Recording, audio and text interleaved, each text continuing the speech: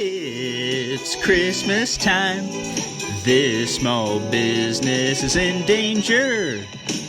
There's lots of awkward heterosexuality, and I'm here to review them. Welcome to another 12 days of Christmas movie reviews, and today I'll be reviewing Christmas Inheritance, starring Eliza Taylor and Jake Lacy. Ellen Langford has been nicknamed the party heiress in New York tabloids, and that's because she loves to party it up and get drunk and make a display of herself at various New York tabloid events, apparently. This is not looked at very well by her father, the CEO of a multi-million-dollar gift company, which isn't elaborated on, but I presume is like a things remembered or edible arrangements or whatnot.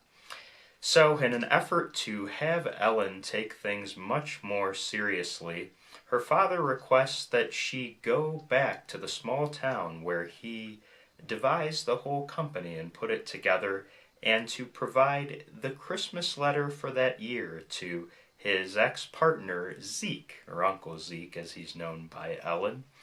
And so, in order to prove that she wants to take over the business appropriately and that she won't be this negative public display for the company, Ellen agrees to do this and heads back to that wonderful little small town, Snow Falls.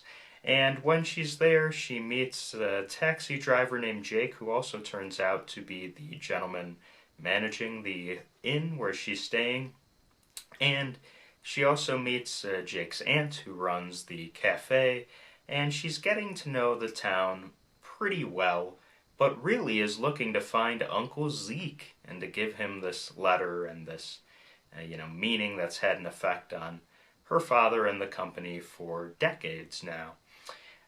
Unfortunately, Uncle Zeke is nowhere to be found. There's no service, blobbity. And over the course of time, Ellen begins to learn more about her family, about Snow Falls, and about herself.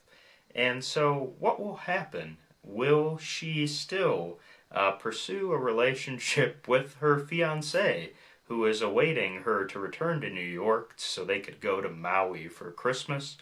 Or is romance brewing with her and Jake, and romance brewing with her and Snow Falls? Well, Christmas Inheritance came out in 2017, appears to have been produced by Netflix, and they did a fine job of being this mix of kind of a Netflix movie with your classic, this Hallmark Lifetime type of Christmas movie.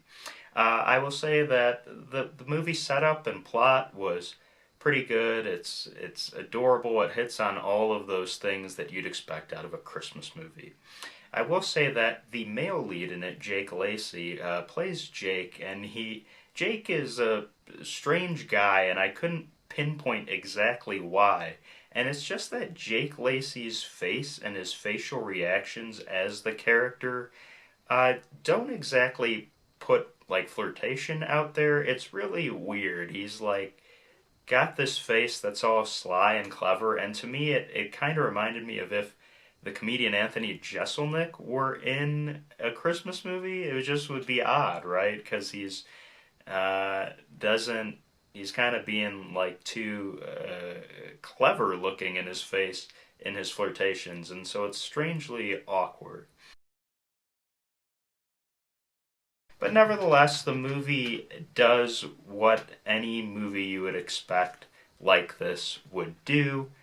You've got it hitting all those things, I'm a rich heiress, and I'm not caring enough about the business, and I need to learn about where the business came from, and family, and all these aspects to Christmas in the small town. The special guest in the movie is Andie MacDowell. She plays Aunt Debbie, who runs the cafe, dated Ellen's father for a little while before Ellen's father met her mother and all that jazz of that backstory. So, it's a perfectly fine film. Nothing I would say particularly hilarious about the movie. I think one part I did laugh at is that at one point, Ellen, of course, is rich. She doesn't know how to do anything, is how it's depicted. But at one point, she bakes cookies, and a gentleman staying at the hotel says to her, I come from a family of pastry chefs, and this is the best cookie I've ever had.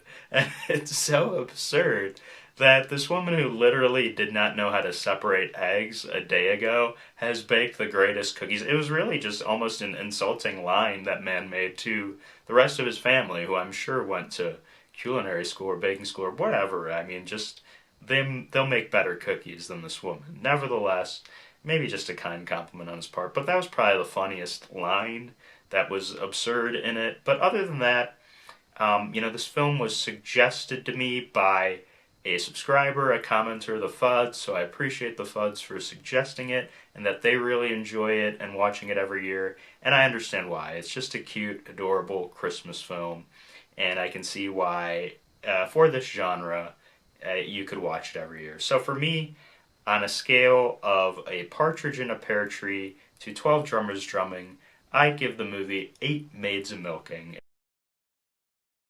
So join me for the final day of the 12 days of Christmas movie reviews, where my next and final review, I'm planning on it being Netflix's movie Love Hard.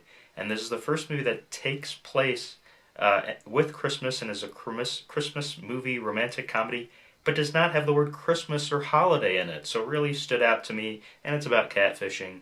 So I'm looking forward to watching that and reviewing that.